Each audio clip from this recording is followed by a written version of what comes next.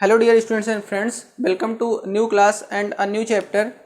Class 6 की सारी videos record हैं। आप यहाँ पे जो आई बटन पे लिंक है, इससे आप 6 की प्ले लिस्ट में जा सकते हैं और वो वीडियोस देख सकते हैं, अपने फ्रेंड्स को शेयर कर सकते हैं। और यहाँ पर भी अगर आप नए हैं तो चैनल को सब्सक्राइब करिए और फ्रेंड्स को अपने शेयर करिए, जिससे कि इस वीडियो का ज़्यादा से ज़्यादा लाभ उठाया जा सके। ये जो क्लास 7 की बुक है, इसका नेम है आवर एनवायरनमेंट। तो इसके सारे जो चैप्टर हैं वो एनवायरनमेंट से ही रिलेटेड होंगे। तो कंपटीशन की प्रिपरेशन करने वाले जो स्टूडेंट्स हैं उनके लिए ज़्यादा बेनिफिशियल होगी, क्योंकि अब कंपटीशन में जो एनवायरनमेंट का टॉपिक है वो अलग से उसके सिलेबस में लिख करके आता है। पहले ये ज्योग्राफी के साथ में आता था, तो अब इसकी इंपॉर्टेंस आप समझ ही सकते हैं। खैर, चैप्टर पे आते हैं। तो एनवायरनमेंट क्या है, तो ये फ्रेंच वर्ड एनवायरनर से बना हुआ है। अब कहीं पे NER मिलता है, कहीं पे NNER मिलता है। इसका मतलब होता है नेबरहुड, मतलब पड़ोस, यानी आपके आस पड़ोस की चीज़ें। ये हो गया इसका जो ओरिजिन वर्ड है, जहाँ से ये डेराइव है। तो इसी से आगे इसको और व्यापक करेंगे तो हमें इसकी मीनिंग पता चल जाएगी। तो एनवायरनमेंट क्या है, अगर इसको हम डिफाइन करें तो वो सारी चीज़ें जो हमें चारों ओर से घेरती हैं वो सब हमारे एनवायरनमेंट का हिस्सा हैं। यानी एनवायरनमेंट यानी पर्यावरण क्या है, जो हमें चारों ओर से घेरता है। अब इसमें कौन कौन सी चीज़ें आएंगी, जो भी हमारे चारों ओर, आप अपने आसपास देखिए, कुछ भी जो भी दिखाई दे रहा है उसका नाम लीजिए, बस वो सब एनवायरनमेंट का आपका हिस्सा है। Animals, plants, table, book, air, water, जो भी मशीनरी जो भी हमारे आसपास रखी हुई है वो सब क्या है, एनवायरनमेंट का हिस्सा है। अब ये जो चीज़ें हैं इनको हम दो पार्ट में बांट सकते हैं, जिनको हम एनवायरनमेंट के टाइप बोलेंगे। एक होता है बायोटिक, जिसमें कि लिविंग चीज़ें आएंगी, जैसे प्लांट्स, एनिमल, ये सब जो आपको सराउंड करते हैं। और दूसरी आपकी आएगी अबायोटिक, यानी जो ऐसी चीज़ें जिसमें लाइफ नहीं है, जैसे लैंड है, वाटर है, ठीक है, एयर है, ये सारी चीज़ें क्या हैं, इनमें लाइफ नहीं है। तो ये अबायोटिक टाइप एनवायरनमेंट है। इसके बाद फिर देखते हैं कंपोनेंट्स ऑफ एनवायरनमेंट, यानी एनवायरनमेंट के कंपोनेंट्स कौन कौन से हैं, किन से एनवायरनमेंट बना हुआ है। तो आप ये फिगर देख रहे हो स्क्रीन पे अपने। तो 3 मेन कंपोनेंट्स हैं यहाँ पे। एक है नेचुरल, दूसरा है ह्यूमन मेड, तीसरा है ह्यूमन। तो नेचुरल में कौन कौन से आएंगे, जो आपने क्लास 6 में डोमेन्स ऑफ द अर्थ पढ़े थे, तो 4 डोमेन्स थे उसमें, लिथोस्फीयर, एटमॉस्फेयर, हाइड्रोस्फीयर और बायोस्फीयर, जिसमें कि रेस्पेक्टिवली लैंड, एयर, वाटर और लिविंग थिंग्स आती थी। तो वो चीज़ें हो गई, ये नेचुरल एनवायरनमेंट है। देन ह्यूमन मेड, जो चीज़ें ह्यूमन ने बनाई हुई हैं वो भी तो उसके चारों ओर पाई जा रही एनवायरनमेंट का हिस्सा है। तो कौन कौन सी चीज़ें हैं, buildings, parks, bridges, roads, industries, monuments, ये सारी चीज़ें हो गई। देन ह्यूमन खुद, अब उसमें क्या है, इंडिविजुअल ह्यूमन, यानी जो आपके आसपास मनुष्य पाए जा रहे हैं वो इन्वायरमेंट है, आपके इन्वायरमेंट के हिस्से हैं। देन ह्यूमन अपनी फैमिली बनाता है, अपनी कम्युनिटी डेवलप करता है, religion, educational, economic, political situation. तो जैसे मनुष्य जो रहता है उसके अपने थॉट्स होते हैं, वो सब उसकी इकोनॉमिक एक्टिविटीज़ होती हैं। जितनी सारी एक्टिविटीज़ हैं वो भी उसका एनवायरनमेंट क्रिएट करती हैं। इकोनॉमिक एक्टिविटीज़ हो गई, पॉलिटिकल एक्टिविटीज़ हो गई, सोशल एक्टिविटीज़ हो गई।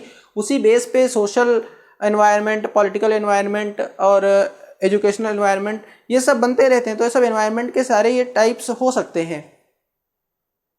तो अब हम इसको एक एक करके देख लेते हैं। सबसे पहला हमारा है नेचुरल एनवायरनमेंट। नेचुरल एनवायरनमेंट, तो नेचुरल एनवायरनमेंट क्या क्या आएगा, जैसे सबसे पहले लिथोस्फीयर है हमारा। लिथोस्फीयर क्या होता है, जो अर्थ की सबसे ऊपर की जो बॉडी होती है, जिसको हम क्रस्ट भी बोलते हैं, ठीक है, वो होता है। इसको मिनरल स्किन भी अर्थ की बोलते हैं, क्योंकि यहाँ पे सारे मिनरल्स पाए जाते हैं। इसी पर जो रहने वाले जीव हैं, जो प्लांट्स हैं, वो सब इसी पर ही डेवलप होते हैं। इसमें लैंड आता है जहाँ पे हम लोग रह रहे हैं, इसके अलावा ओशन बॉटम है, वो भी इसी में आता है। यानी ओशन का अगर पानी निकाल दिया जाए तो वहाँ पे भी तो लैंड एरिया बचेगा ना, तो वो भी इसी में आता है। अब लिथोस्फीयर क्या करता है, हमारे लिए एग्रीकल्चरल लैंड अवेलेबल कराता है, जहाँ पे हम खेती करते हैं, अपने लिए फूड ग्रेन्स उगाते हैं। फॉरेस्ट अवेलेबल कराता है, फॉरेस्ट से हमें जो है डायरेक्ट इनडायरेक्ट बहुत सारे फॉरेस्ट के यूजेस हैं, जैसे बारिश कराने में, ऑक्सीजन देने में हमें। इसके अलावा वहाँ से बहुत सारे प्रोडक्ट्स ठीक है, as a medicine, as a food, ये सब और लकड़ी, ये सब वहाँ से मिलती है। वहाँ पे जो बहुत सारी वाइल्ड लाइफ रहती है वो भी हमें डायरेक्टली इनडायरेक्टली बेनिफिट करती है।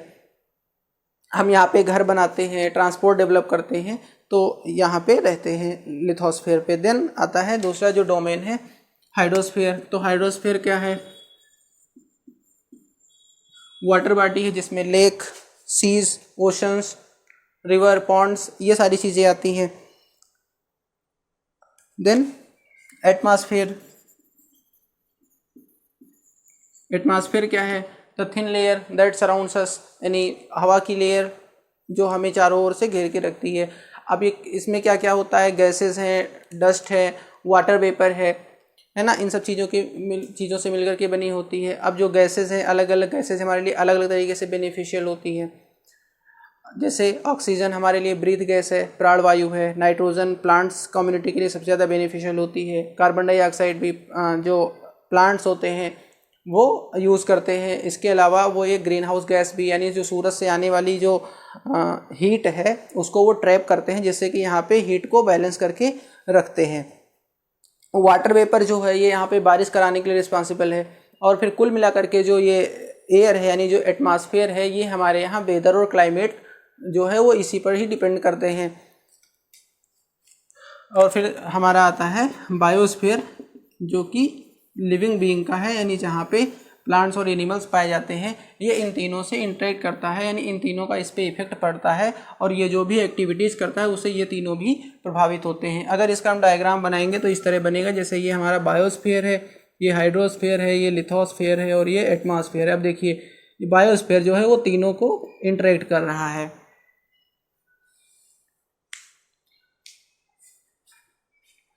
अब यहाँ पे ह्यूमन जो भी एक्टिविटी करता है वो उन सब का इम्पैक्ट जो होता है वो इस पर पड़ता है।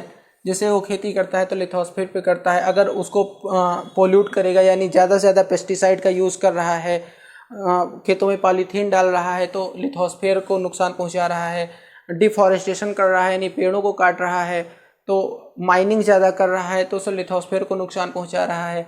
ऐसे ही अगर इंडस्ट्रीज से बहने वाला कूड़ा कचरा ये सब जो है वो पानी में छोड़ रहा है, तो हाइड्रोस्फीयर को नुकसान पहुंचा रहा है।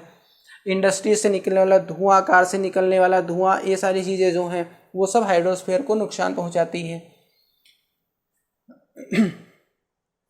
देन इसमें जो अगला टॉपिक है वो है इकोसिस्टम।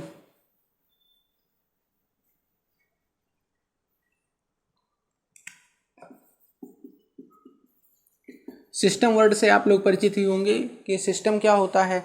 तो ऐसे ही यहाँ पे सिस्टम है। तो इकोसिस्टम ये होता है जहाँ पे सभी बायोटिक और एबायोटिक चीज़ें जो होती हैं वो एक दूसरे से इंटरेक्ट करती हैं, ठीक है, और वो आपस में इंटरडिपेंडेंट होती हैं। तो ऐसा जो सिस्टम बनता है उसको हम क्या कहते हैं?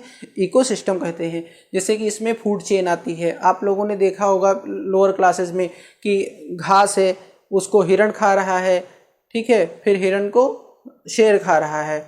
इस तरीके से घास है, उसको टिड्डा खा रहा है, टिड्डे को मेढक खा रहा है, मेढक को सांप खा रहा है, सांप को मोर खा रहा है ना। तो इस तरीके से, या सांप को गिद्ध खा रहा है।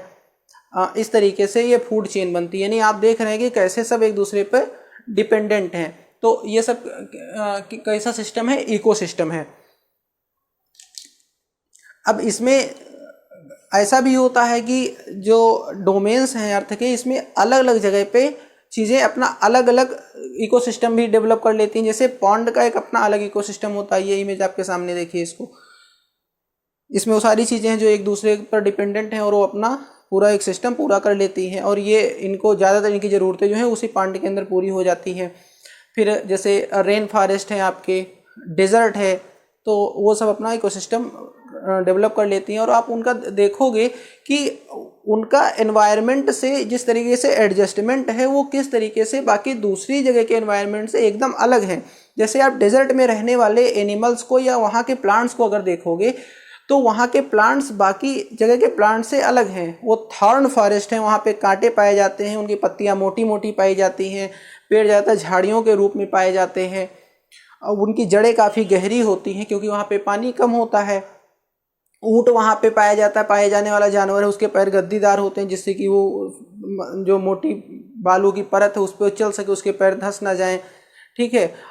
ऊँट की क्वालिटी है कि वो पानी को स्टोर करके रख सकता है काफ़ी टाइम तक, क्योंकि रेगिस्तान में पानी की कमी है। तो एनवायरनमेंट से वो लोग क्या होते हैं, अपने एडजस्ट होते हैं। तो ये हर जगह पे अलग अलग एनवायरनमेंट के अलग अलग चीज़ें मिलेंगी। जैसे काफ़ी बर्फीले जगहों पर पाए जाने वाले जो जीव हैं, तो उनके जो शरीर पर काफ़ी घने बाल होते हैं, जिससे कि वो ठंडी से अपना बचाव कर सकें।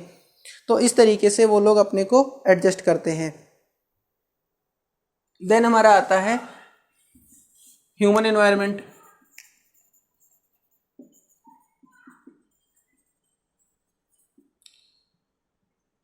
तो ह्यूमन एनवायरनमेंट इसका तो पूरा एक इतिहास ही है। क्या होता था, ह्यूमन पहले जंगलों में ऐसे घूमता था, कच्चा मांस खाता था, नंगा घूमता था, या जानवरों की स्किन पहनता था, पेड़ पौधों की पत्तियां पहनता था। फिर धीरे धीरे उसने आग का आविष्कार किया, पहिए का आविष्कार किया, वो घर बनाया उसने, फिर उसने वो खेती करना शुरू किया, जानवरों को पालना शुरू किया, है ना। फिर धीरे धीरे वो ट्रांसपोर्ट डेवलप करने लगा, अपने बड़े बड़े घर बनाने लगा, मशीनरी डेवलप की, इंडस्ट्रीज लगाई, और फिर बड़ी बड़ी मशीनरीज का आविष्कार और किया। अब वो अंतरिक्ष में है, चांद पर है, मंगल ग्रह पर है, दूसरे दूसरे ग्रहों पर है। तो और उसके आसपास जो उसकी सब बनाई हुई और आविष्कार की हुई चीज़ें हैं, वो सब उसके आसपास दिख रही हैं। तो ये सब ह्यूमन और ह्यूमन मेड एनवायरनमेंट है। तो ये तो इसका जो हुआ, एक तरीके से ऐसा विकास हुआ जो सामने दिख रहा है। और भी उसके जो विकास हुए, यानी जो कल्चरल डेवलपमेंट बहुत सारे हुए, बहुत सारी लैंग्वेज और बहुत सारा लिटरेचर, कल्चर, इन सब ये सब चीज़ें बहुत सारी डेवलप हुई। मतलब पॉलिटिकल डेवलपमेंट हुआ उनका, सोशल डेवलपमेंट हुआ, कल्चरल डेवलपमेंट हुआ। तो ये सब चीज़ें भी क्या हैं, उसके एनवायरनमेंट का हिस्सा हैं। तो इस तरीके से इस चैप्टर में इतना ही है। चैप्टर यहाँ पे फिनिश होता है। नेक्स्ट चैप्टर में फिर मिलते हैं। और आप लोग जो है, हाँ, एक ज़रूरी सूचना है, डिस्क्रिप्शन बॉक्स आप लोग ज़रूर चेक किया कीजिए। उसमें जो है आपको हमारी सभी सोशल साइट्स की लिंक वहाँ पे अवेलेबल रहती है। आप हमें फेसबुक पे और टेलीग्राम पे करियर एग्जाम्स सर्च करके हमें फाइंड आउट कर सकते हैं। Okay, thank you.